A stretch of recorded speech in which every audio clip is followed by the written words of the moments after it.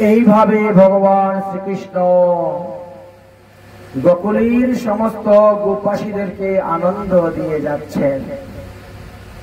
একদিন এক গোপী ভগবান শ্রীকৃষ্ণকে ধরার জন্য তিনি ঘরের দরজা জানালা খুলে রেখে দিয়ে আর মাখনের উপরে সুন্দর করে কেশর দিয়ে সাজিয়ে ঘরের দরজার আড়ালে লুকিয়ে রইলেন নিঃশব্দ। ভগবান শ্রীকৃষ্ণ মনে করছেন এই বাড়ির গোপীগণ মাঠে কাজ করতে গিয়েছে, মনের আনন্দে তিনি ঢুকেছেন মাখন চুরি করার জন্য। যেই মাত্র ঢুকেছেন গোপী ঠাস করে দরজা বন্ধ করে দিয়েছে।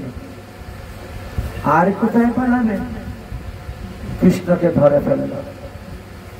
কৃষ্ণ অনেক অনুনয় বিনয় করলেন, তুমি ছেড়ে দাও, আর কোনোদিন আমি মাখন চুরি করতে আসবো না, এই কান ধরেছি, ছেড়ে দাও। কারণ প্রমোশন পাওয়ার একটা লোভ আছে না? ওই যে মিটিং বসেছিল মহিলারা, যে কৃষ্ণকে ধরে দিতে পারবে তাকে মহিলা সমিতির সভাপতি বানাবে। এই জন্য কৃষ্ণকে ছাড়লেন না। কৃষ্ণকে ধরে নিয়ে টেনে হিচড়ে রওনা হয়ে গেছেন মা যশোদার কাছে। মধুমঙ্গল দেখলো সর্বনাশ হয়ে গেছে। এখন যদি কৃষ্ণকে না ছাড়াইতে পারি এখান থেকে, তাহলে তো আমাদের মাখন চুরি লীলা শেষ এখানে আর হবে না।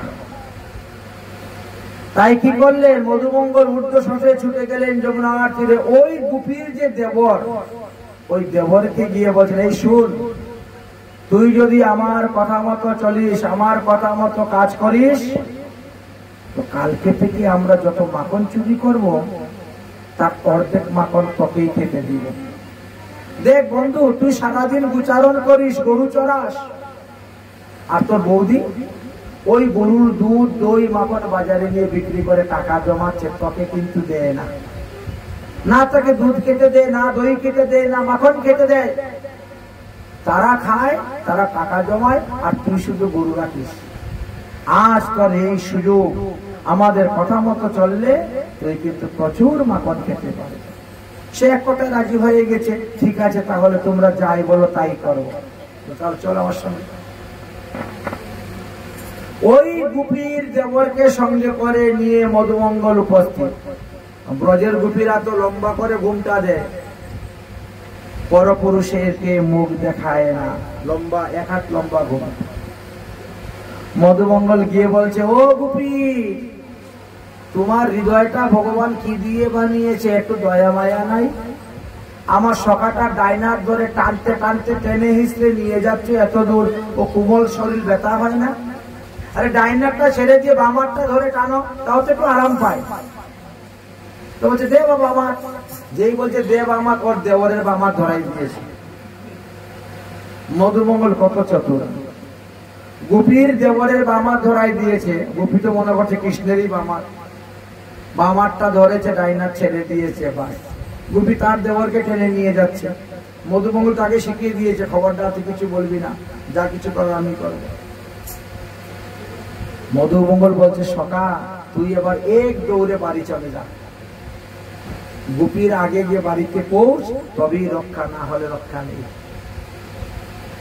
ভগবান শ্রীকৃষ্ণ তো তৎক্ষণাৎ সেখানে অদৃশ্য হয়ে গেলেন, আর ঘরে গিয়ে প্রকট হয়ে পালঙ্কের মধ্যে শুয়ে আছে। গোপী তো দেখেই নাই, টেনে ধরে ধরে নিয়ে যাচ্ছে। নন্দাবেগ উপস্থিত। ওগো নন্দরানী, দেখো তোমার ছেলেকে আজকে হাতে নাতে ধরে এসেছি। সে আমার ঘরে গিয়েছিল মাখন চুরি করতে, এই দেখো ধরে নিয়ে এসেছি।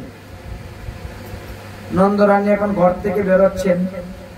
যেই বেরিয়েছেন দেখলেন বারিন্দায় কৃষ্ণ ঘুমিয়ে আছে। আমার ছেলে বারিন্দায় ঘুমিয়েছিল, তাকে ধরে নিয়ে আসলো। দেখি তো, দেখেন অন্য একটা ছেলেকে ধরে নিয়ে আসছে। তো মা যশোদা বলছেন, ওরে বাবরি, এখানে কোনো পুরুষ লোক নাই, ঘুমটা খুলে দেখতো কাকে ধরে নিয়ে আসছিস। যেই ঘুমটা খুলেছে দেখে নিজের দেওয়ার। আরে আমার দেওয়ার কোথা থেকে আসলো? আমি তো কৃষ্ণকে ধরে এনেছিলাম। এইরকম ভাবে আনন্দ স্কন্দ ভগবান আনন্দ দান করতেন সবাই। কিন্তু মা যশোদার মনে একটা কথাই, প্রতিদিন যখন গোপীরা এসে বিচার দেয় তাহলে নিশ্চয়ই আমার ছেলে গোপীদের ঘরে মাখন চুরি করতে যায়। কিন্তু কেন আমার ছেলে গোপীদের ঘরে মাখন চুরি করতে যাবে?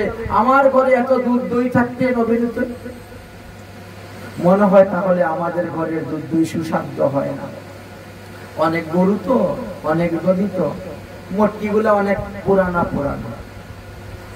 এক একটা দধির ভান্ডের মধ্যে 10 মণ 12 মণ দই হয়। তাহলে ভান্ডটা কত বড়? এবার চিন্তা করেন তো মটকিটা কত বড়। এখনো কিন্তু একটা মটকি আছে নন্দগ্রামে। আমার মতো মানুষ ওর ভিতরে ঢুকে যেতে পারে, লাভ দিয়ে ঢুকি আবার লাভ দিয়ে বেরিয়ে আসে। এখনো একটা মটকি রয়েছে, দেখার মতন মটকি। এত বড় মটকির মধ্যে মন্থন করতেন। মা যশোদা এই জন্য গোপালের জন্য নতুন নতুন হাড়ি নিয়ে আসলেন মাটি। যে সমস্ত গরুর দুধের মধ্যে সুঘ্রাণ, সেই সমস্ত দুধ আনলেন, দহন করে গরম করলেন, পৃথক পৃথক পাত্রেতে দধি জমালেন। সকালবেলা দধি মন্থন করতেছেন, গোপালকে খাওয়াবেন। এমন সময় গোপাল ঘুমের থেকে উঠেছে, উঠে বলছে, মা আমার ক্ষুধা লেগেছে, আমার পিপাসা লেগেছে, এখানে আসো আপনি মনি, এখানে আসো। এসেছেন ভগবান মা যশোদার কাছে বসেছেন। মা যশোদা দধি মন্থন করতেছেন। এমন সময় দেখেন দুধ উতলে পড়ে যাচ্ছে চুলা থেকে। অমি মা যশোদা দৌড়ে গেছেন দুধকে সামলাতে। ভগবান শ্রীকৃষ্ণের একটি ক্রোধ এসে গেল, কারণ স্তন দুগ্ধ পান করে তিনার পিপাসা নিবারণ হলো না, তাই রাগ হয়ে গেল। আমার থেকে ওই দুধ আবর্তন করে বড় হয়ে গেল। তাই পাতে একটা নুড়ি পেলেন, আর নুড়ি দিয়ে যখন আঘাত মারলেন, দধির ভাণ্ড ভেঙে গেল। দধির ভাণ্ড ভেঙে গেছে। এখন চিন্তা করে সর্বনাশ, মা আসলে তো দেখলে পরে আমাকে মারবে, বকবে, আমি এখান থেকে পালাই। ওই দধির উপর দিয়ে দৌড়তে শুরু করলেন গোপাল।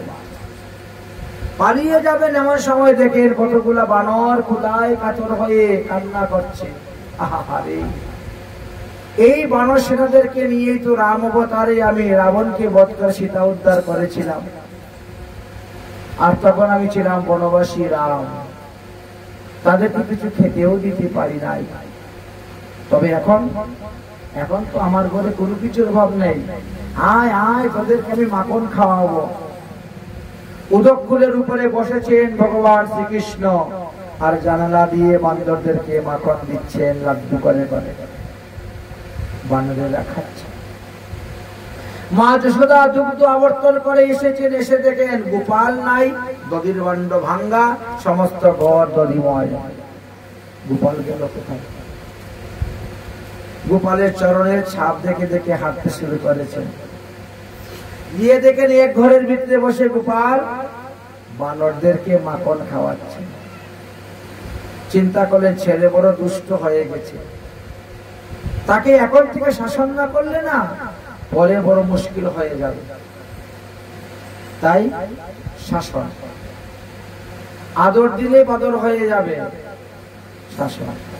মা যশোদা হাতে একটা যষ্টি নিলেন, লাঠি নিয়ে চুপে চুপে হেঁটে যাচ্ছেন, যাতে চুরির শব্দ না হয়, পায়ের নপুরের শব্দ না হয়। গোপালকে ধরে শাসন করবে না। বানরেরা যখন দেখলো যশোদা মায়ের হাতে যষ্টি, এমনি বানরেরা দৌড়তে শুরু করছে, আর গোপালের কাছে আসে না মাখন খেতে। কি ব্যাপার গোপাল, মাখন খেতে আসিস না কেন? যেই পিছন দিকে তাকিয়েছে, এমনি দেখে মা তো লাঠি নিয়ে এসেছে। গোপাল উদকফুল থেকে লাফ দিয়ে পড়ে দিয়েছেন দৌড়। মা যশোদা বলছেন, কোথায় পালিয়ে যাবে রে চৌরবর? এই তো তোকে ধরলাম। গোপাল মনে মনে চিন্তা করছেন, যদি মা আমাকে ধরে ফেলে তাহলে তো আর মাখন চুরি করা যাবে না। যদি মা ধরে ফেলে আর এত বড় লাঠি দিয়ে এক ঘা মেরে, তাহলে তো হয়েই গেছে কাজ। কোন রকম পালাতে হবে। পালিয়ে যাব কোথায়? মনে মনে চিন্তা করলেন উপানন্দ জেঠামশাই বাড়ি চলে যাবে। উপানন্দ জেঠামশাই বাড়িতে আজকে বৈষ্ণব সেবা, আর রোহিণী মা ওখানে রান্না করতেছেন। যদি একবার গিয়ে রোহিণী মায়ের কোলে বসে যেতে পারি তাহলেই তো আমি বেঁচে গেলাম মায়ের খাওয়া থেকে। আর মা তো আর ওই ভাসুরের ঘরে ঢুকে আমাকে মারবে না। চিন্তা করে চোর চুরি করার আগে রাস্তা খুঁজে নেয়, কোন দিকে পালিয়ে গেলে ধরা পড়বে না। ভগবান শ্রীকৃষ্ণ রওনা হয়েছেন উপানন্দ জেঠামশাইয়ের বাড়ির দিকে, আর মা যশোদা দৌড়তেছেন গোপালকে ধরার জন্য। মা যশোদার বয়স তো তখন প্রায় 88 বছর, 89 বছর হয়ে গেছে। তারপর ভারী শরীর, নাদিস ভারী শরীর, আর গোপাল তো হালকা পাতলা, তিরিং তিরিং করে এদিক থেকে দিকে চলে যায়, ওদিক থেকে ওদিক চলে যায়, ধরতেই পারেন না। মা যশোদা দৌড়তে দৌড়তে মাথার চুলের বেনি থেকে ফুলের কুপার থেকে ফুল ঝরে পড়ে গেল, ঘাম টপ টপ করে বেয়ে পড়তেছে, কিন্তু গোপালকে তো ধরতেই পারছেন না। দেখিয়া মায়ের শ্রম প্রভু দয়াময়, আর ঐশ্বর্য জ্ঞান রইল না। তিনি মায়ের কাছে ধরা দিয়ে দিলেন। মা ধরলেন, ধরার পরে লাঠি দিয়ে দেখাচ্ছেন, হ্যাঁ তুই দধির বন্ধ ভেঙেছিস? না না না মা, আমি দধির বন্ধ ভাঙিনি। দুই হাত দিয়ে এরকম করে কান্না করে, দুই হাত অঞ্জলি দিয়ে দুই নয়নকে আমি দধির বন্ধ ভাঙিনি। কোথায় ভাঙলো? তোমার পায়ের খারু লেগে ভেঙে গেছে। আগেরকার দিনের মহিলারা পায়ের মধ্যে রূপার খারু পরতেন, 3 বড়ি 4 বড়ি 5 বড়ি দিয়ে বড় বড় খারু পায়ের মধ্যে পরতেন। তোমার পায়ের রূপার খারু লেগে বলে, আমার পায়ের উপর খারু লেগে ভেঙলে তুই পালালে কেন? বলে না আমি পালাই নাই তো, আমি বান্দর তাড়াতে গিয়েছিলাম। বান্দর তাড়াইতে গিয়েছিস? মিথ্যে কথা বলছিস, আমি দেখেছি তুই বান্দরকে খেতে দিচ্ছিস। মিথ্যে কথা, বড় দুষ্ট হয়ে গেছিস, সর্বদাই মিথ্যে কথা বলিস। আজ তোকে বেঁধে রাখবে। ওই দুষ্ট ছেলে মেয়েদের ঘুরে বেড়াছিস, ওই সঙ্গ গুণে তুই নষ্ট হয়ে যাচ্ছিস। তাই ওদের সঙ্গ আর তোকে করতে দিব না, এখন তোকে বেঁধে রাখবে। মা যশোদা চুলের ফিতা বের করলেন। আগের দিনের মায়েরা তো চুলের মধ্যে ফিতা বাঁধতেন, এত কাঁকড়া কুকড়া গাদার কুকড়া ফিতা পেত, ওই চুলের ফিতা দিয়ে চুলে বেঁধে নিতেন। ফিতা বের করেছেন একটা লম্বা, গোপালকে বাঁধবেন, দেখেন 2 আঙ্গুল কম হয়ে যাচ্ছে। পেট ফুলাচ্ছিস, পেট ফুলাচ্ছিস, 2 আঙ্গুল কম হচ্ছে। আচ্ছা দেখি আমিও দেখবো তুই কত পেট ফুলাতে পারিস। এই গোপীগণ যাও তো, আমাদের ঘরে গিয়ে যত রশি আছে গোশালা থেকে নিয়ে আসো, দেখি কত বড়। ভগবান শ্রীকৃষ্ণের সকারা শব্দ দূরে দূরে দাঁড়িয়ে আছে ভয়ে, মা যশোদার ভয়ে কেউ কাছে আসতেছে না। আর গোপালকে মা বাঁধবে, সবাই একটু চিন্তিত, সবাই বসে আছে। ভগবান শ্রীকৃষ্ণ ইশারা দিচ্ছে সখাদেরকে, এই সখারা একটু ভালো করে চিনে রাখতো কোন কোন গোপী যাচ্ছে রশি আনার জন্য। আমাকে বাঁধবে মা, তারা রশি এনে দিবে, পরে এদেরকে মজা দেখাবে। আমারে বাঁধার জন্য রশি এনে দিবে। সখাদেরকে ইশারা দিচ্ছেন, ভালো করে চিনে রাখিস এদের মুখগুলা।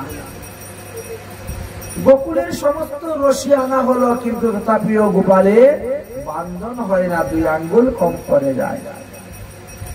পরীক্ষিত মহারাজ বলছেন, গুরুদেব এত বড় আশ্চর্য কথা, 3 আঙ্গুল কম হয় না, 4 আঙ্গুলও কম হয় না, 1 আঙ্গুলও কম হয় না, সর্বদা করে 2 আঙ্গুল কম। বলে তার কারণ কি জানিস? ভগবান শ্রীকৃষ্ণ চিন্তা করলেন, আমি যদি মায়ের বন্ধনে পড়ে যাই তাহলে মাখন চুরি করতে পারবো না, সখারা মাখন খেতে পারবে না। এই 2 কারণ 2 আঙ্গুল কম ছিল। এটা সুসিদ্ধান্ত নয়, এর থেকে উত্তম সিদ্ধান্ত কি আছে বলুন? ভগবান শ্রীকৃষ্ণ চিন্তা করলেন, আমি যদি বন্ধনের মধ্যে পড়ে যাই মায়ের, তাহলে এই নল কুবর যমলা অর্জুনকে কে উদ্ধার করবে? হ্যাঁ এহ হয়, কিন্তু এর থেকে কি কোনো উত্তম সিদ্ধান্ত থাকলে বলুন? তাহলে শোনো, এক আঙ্গুল হলো ভক্তর ভজনে পরিশ্রম, আর এক আঙ্গুল হলো ভগবানের কৃপা। এই দুই আঙ্গুল যখন একত্র হবে তখনই হয়ে যাবে জোড়া।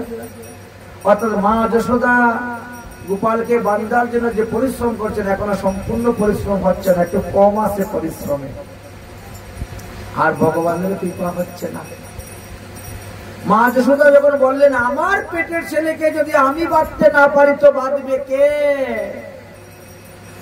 এইবার পূর্ণ বাঁধার জন্য রশি টানতে শুরু করেছেন, মাথার থেকে টপ টপ করে ঘাম পড়ে, বলছে চোখ মুখ লাল হয়ে গেছে ঠোঁট।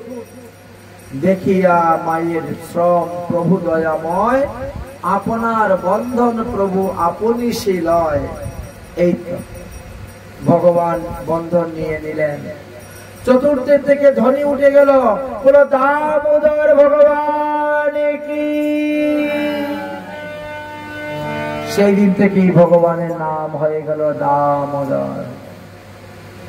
বলি না, নমামি সারম সচিদানন্দ রূপম লসাদ কুণ্ডোলঙ্গ কুলভাজমানম যশোদা বীরকুলাভিমানম পরামিষ্টম তদগুপ্তগুপ্তা রোদনিকা মোহ নত্র জগন্ম মৃজন্তম করাম্বুজশাশঙ্কনেত্রম মোহ শাশঙ্কস্তুরকং কণ্ঠস্থিতো বিদ্বাদামোদরম ভক্তি বন্ধনম।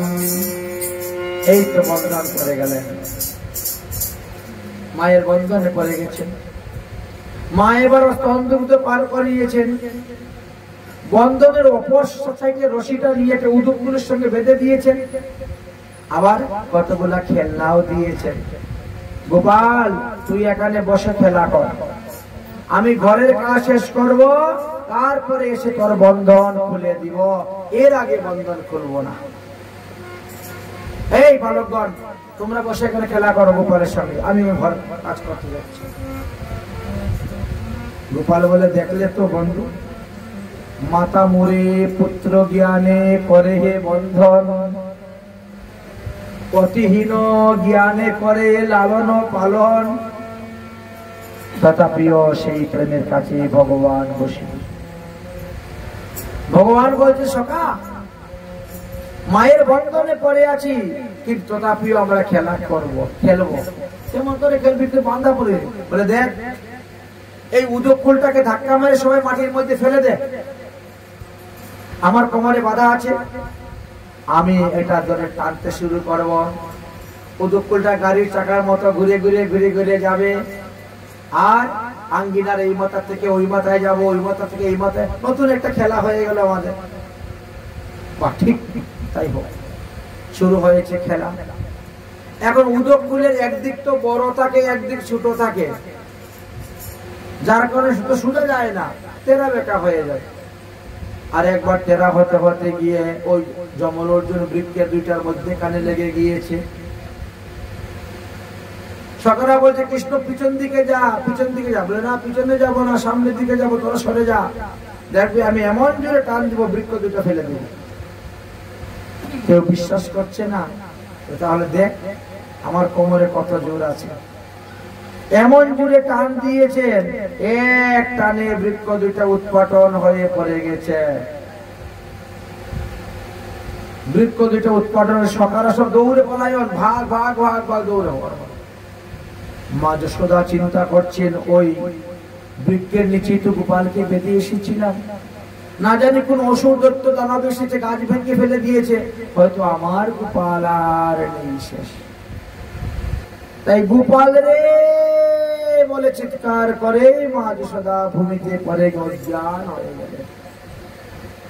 সমস্ত সখাগণ দৌড়ে গিয়েছে গোশালায় নন্দ মহারাজকে খবর দেওয়ার জন্য। ঝড় নেই, বৃষ্টি নেই, তুফান নেই, হঠাৎ করে গাছ ভেঙে গোপালের উপরে পড়ে গেছে। জানতাম সেই সময় তো কেউ ছিল না গোপালের কাছে, সবাই দৌড়ে পালিয়েছে। আর ওই সুযোগে ওই দুই বৃক্ষ থেকে দুই মহাপুরুষ বেরোলেন, যমল অর্জুন নলকবর। ভগবানকে স্তুতি করতেছেন, হে ভগবান, দেবশ্রী নারদের চরণে আমরা অপরাধ করেছিলাম বলে তিনি আমাদেরকে অভিসম্পাদ দিয়েছিলেন, আর তার অভিসম্পাদে আমরা বৃক্ষজনী হয়ে এতদিন ছিলাম। আজ আপনার চরণ স্পর্শে আমরা বৃক্ষজনী থেকে মুক্ত হয়েছি। ভগবান বলছেন, যা পালা পালা, অত স্তুতি ভক্তি করতে হবে না, যদি আবার কেউ দেখে ফেলে তাহলে বিপদ হবে। কারণ আমি যে ভগবান এই কথা আপনাদের কেউ জানে না, আর আমি কাউকে জানাইতেও চাই না। আমি তাদের পুত্ররূপে আছি, পুত্ররূপে তাকে এটাই বলো, এর থেকে বেশি আর দরকার নেই। যা যা যা যা তোরা পালা, ওই যে দিব্য বিমান আসতেছে তোদের জন্য, তারা অভিশাপ মুক্ত হয়েছিস, যা বিমানে বসে চলে যা। তারা বিমানে বসে চলে গেলেন। এদিকে নন্দ বাবা দৌড়ে এসেছেন, দৌড়ে এসে দেখেন গোপালের কোমরের মধ্যে রশি দিয়ে বাঁধা। নন্দ বাবা তখন গোপালের কোমরের বন্ধন খুলে দিলেন, দিয়ে গোপালকে কোলে তুলে নিয়েছেন। ব্রজগোপীগণ জলের ঝাপটা দিয়ে মা যশোদাকে সুস্থ করলেন। দেখো দেখো দেখো, তোমার গোপালের কিচ্ছু হয় না, কিচ্ছু হয় না, ভালো হয়েছে। গোপাল যখন দেখেছে মা আসতেছে, তো গোপালের মায়ের দিকে তাকাচ্ছে, বাবা বাবার গলা জড়িয়ে ধরে আছে। নন্দ বাবা তো এখন খুব ঝাড়তে শুরু করলেন, গালিতে শুরু করলেন যশোদাকে। ওগো যশোদা, তোমার কি মাথা খারাপ হয়েছে? 2 পয়সার মাটির হাড়ি ছেলে ভেঙে দিয়েছে, তো কি হয়েছে? কত মাটির হাড়ি এমনিও ভেঙে যায়, 2 পয়সার মাটির হাড়ি ভেঙে দিয়েছে বলে তাকে তুমি বেঁধে গাছের সঙ্গে রেখে দিয়েছ? হ্যাঁ, তোমার একটা কাণ্ড জ্ঞান নাই যে আমার 90 বছর বয়স, তোমার 85 বছর বয়স, ওই বয়সে একটা ছেলে পেয়েছি, তো 2 পয়সার মাটির হাড়ি ভেঙে দিলে তো কি হলো? তাই বলে গাছে বেঁধে রেখে দিতে হবে? এই গাছটা যদি উপরে পড়তো কি হতো উপায়টা? তোমার একটু কাণ্ড জ্ঞান নেই? গোপাল তখন একটা সুযোগ পেয়ে গেল, বাবা আমি আর মার কাছে যাবো না। কি অভিনয়টা করলো কৃষ্ণ! একদিকে তো দিল গালি নন্দ মহারাজ মা যশোদাকে, আবার গোপাল আবার, বাবা আমি আর মার কাছে যাবো না, আমি তোমার কাছে থাকবো। চল চল চল, তুই বাবা চল আমার কাছে চল। নন্দ বাবা আদর করে গোপালকে নিয়ে চলে গেছেন ভোরশালায়। মা যশোদা বলে, কি গোপাল আমার কাছে আসবে না, আমার কাছে থাকবে না? আমিও প্রতিজ্ঞা করলাম, যতক্ষণ পর্যন্ত গোপাল আমাকে মা বলে না ডাকবে, আমার কাছে আসবে না, ততক্ষণ পর্যন্ত আমি অন্য জল গ্রহণ করব না। ভক্ত আর ভগবানের এখন লেগেছে, অন্য জল গ্রহণ করে। মা যশোদা ঘরে গিয়ে দরজা কপাট মেরে গিয়েছেন বিছানায় ঘুম। আমার ছেলে আমাকে মা বলে ডাকবে না, আমার কোলে আসবে না, আমি আর খাবো না, অন্য সম্মত করে মরব। গোপাল তো সারাদিন ওই গোশালায় সোনাদের সঙ্গে খেলাধুলা করলেন। সন্ধ্যার পরে তো ঘুমিয়ে গেছেন গোশালায়, এখনো আসে নাই। রাত্রে 12টা বেজেছে, গোপালের ঘুম ভেঙেছে। এবার ডাকতেছে, বাবা ও বাবা, মা কোথায়? বাবা মা কই, মা কোথায়? নন্দ মহারাজ বলছেন, তোর মা তো রাজবাড়িতে, আমরা তো গোশালায় আছি। ও বাবা চলো না, মার কাছে যাবো, মনটা যেন কেমন কেমন লাগতেছে।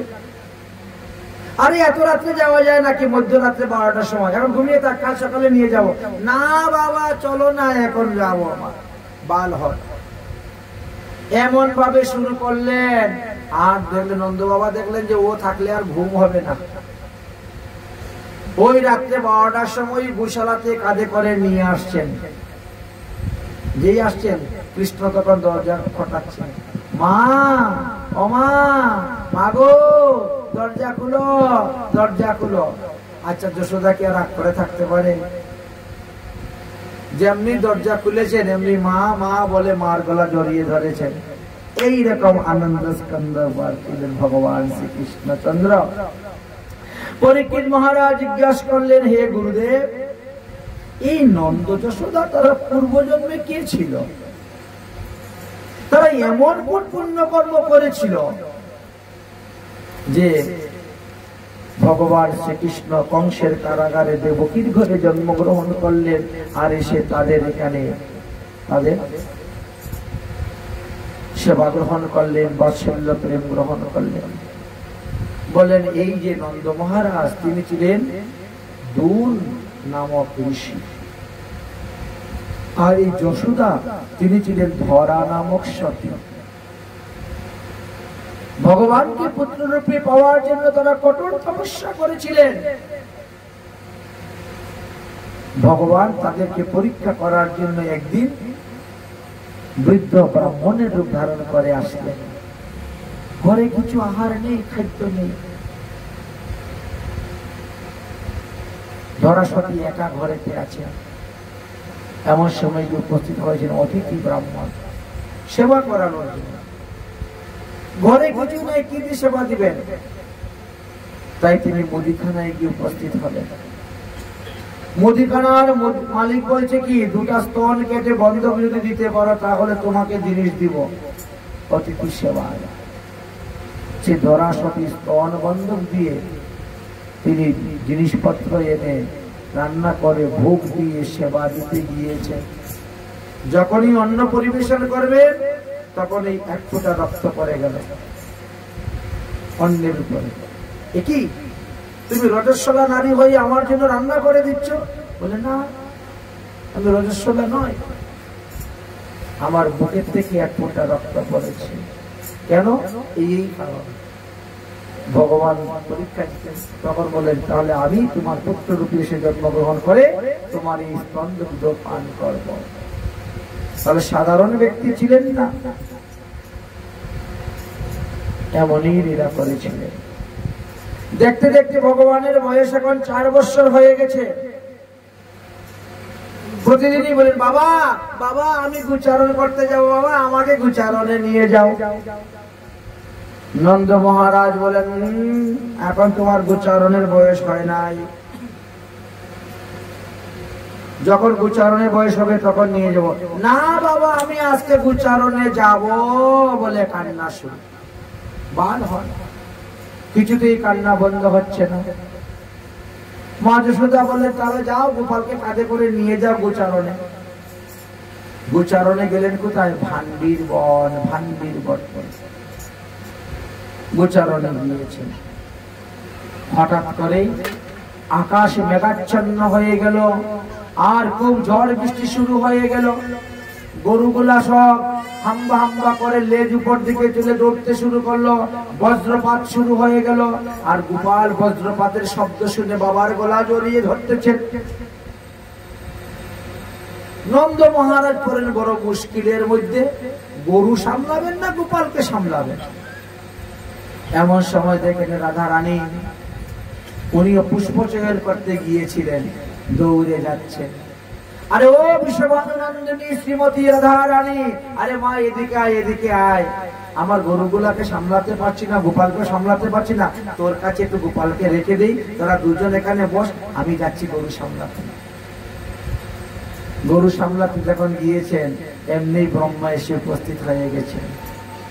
প্রভু আজকে একটা শুভ দিন, শুভ মুহূর্ত, শুভ সময়, এই সময়ে রাধা কৃষ্ণের বিবাহটা আমি করিয়ে দেই। আর কিছুদিন পরে আয়ান ঘোষের সঙ্গে রাধার বিবাহ হয়ে যাবে, রাধা রানী আয়ান গরণী হয়ে যাবে, তাই আমি এখনই আপনাদের বিবাহ কার্য সম্পন্ন করে দেই। ভগবান শ্রীকৃষ্ণ বলছেন তুমি যে বিয়ে করাবে, বিয়ের পুরোহিত হয়ে আসছো, কন্যাদানটা করবে কে? বলে আমি কন্যাদান করবো। ব্রহ্মা বলছেন আমি কন্যাদান করব, আমি পুরোহিতের কাজ করব সব। তাহলে আরম্ভ করো। এখন আর কেউ নেই এখানে। হয়ে গেল রাধা কৃষ্ণের বিবাহ, কেউ জানতে পারলেন না।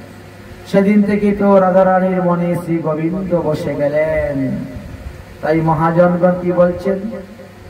রাধা কি মনে মে বস গাই कुंज बिहारी, राधा की मन में बसे गई कुंज बिहारी, राधा की मन में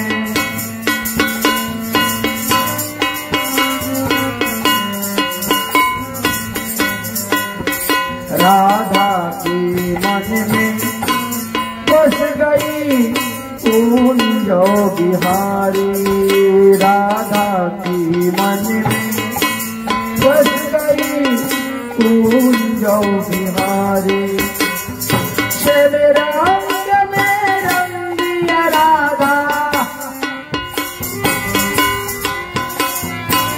शिव रंग में रंग दिया राधा भूल गया सुध बुध सारी सारी राधा की मन में बस गई कुंज बिहारी राधा की मन में बस गई कुंज बिहारी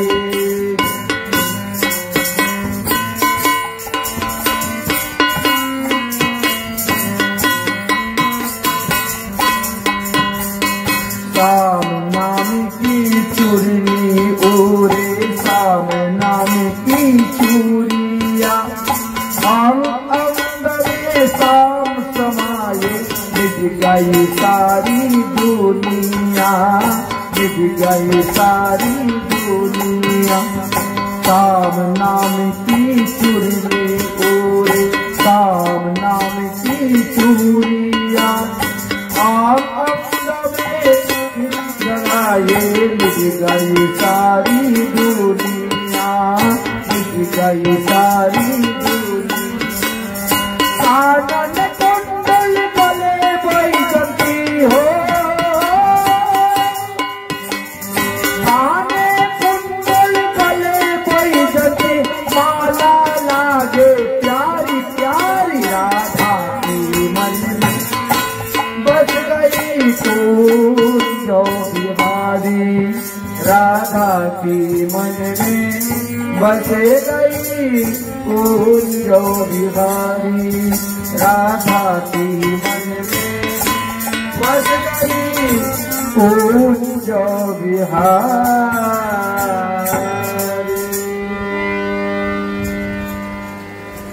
তাহলে সেই ভান্ডির বটে রাধা কৃষ্ণের মিলন হয়ে গেল বিবাহ কার্য হয়ে গেল রাধা গোবিন্দের মাল্য বদল হয়ে গেল কিন্তু কেউ সেটা জানতেই পারলেন না ব্রহ্মা বিবাহ দিয়ে চলে গেলেন আবার যেই অবস্থা সেই অবস্থাতেই তারা ছোট্ট কিশোর বালক বালিকা হয়ে গেলেন অতঃপর চলে আসলেন বাড়িতে দেখতে দেখতে দেখতে দেখতে বেশ কিছুদিন গত হয়ে গেল একদিন শাণ্ডল্য মুনিকে ডাকলেন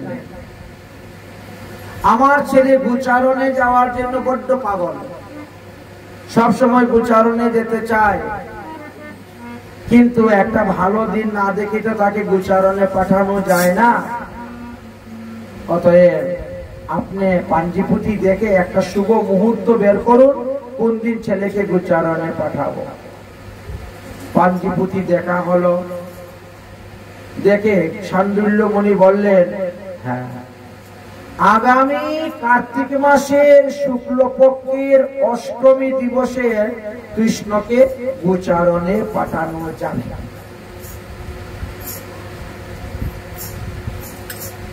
ভগবান শ্রীকৃষ্ণের বয়স তখন 5 বছর 2 মাস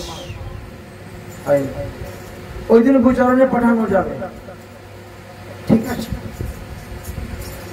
দিন তারিখ নির্ণয় হয়ে গেল সেই দিন সকালে মা যশোদা গোপালকে সুন্দর করে সাজিয়েছে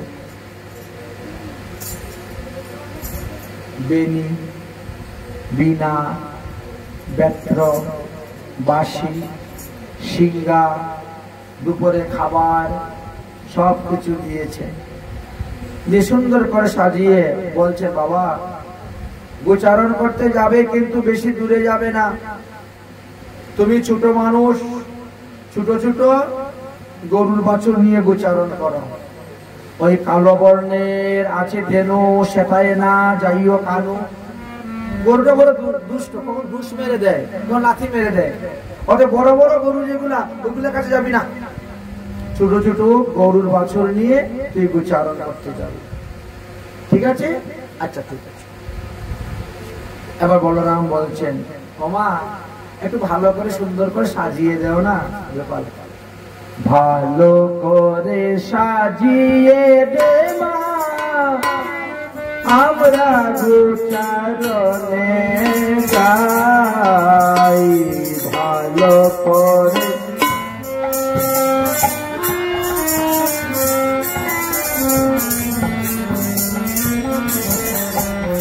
এতগুলো মাইক্রোফোন কেন রাখা হয়েছে? 4টা-5টা যদি কেউ মুখেই না নেও, দেখানোর জন্য রাখি। ভালো করে সাজিয়ে দেবা, আমরা গোচারণে যাই। ভালো করে সামনে নাও, আমরা সবরা কালে যাব মাগো, সবরা কালে সঙ্গে লইয়া ভাই কানাই। ভালো করে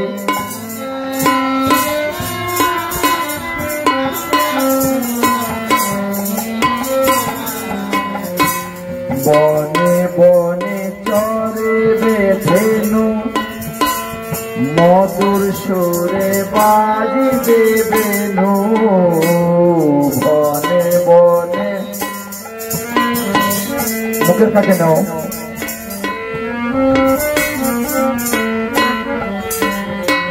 বনে বনে চরে বেধেনু, মধুর সুরে বাজবে বেনু। বনে বনে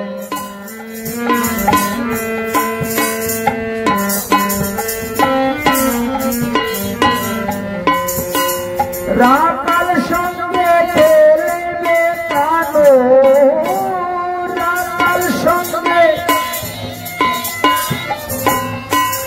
দেখবে যে মা তোমার বলাই। ভালো করে সাজিয়ে দেবা, আমরা গোচারণে যাই।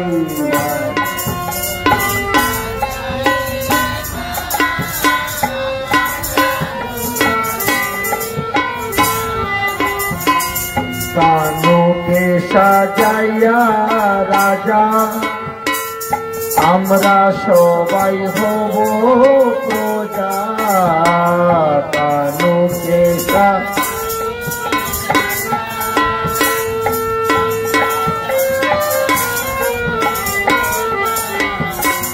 ধবলি কাবলি সাথে মা, ধবলি কাবলি ভাইকে নিয়ে খেলব সবাই।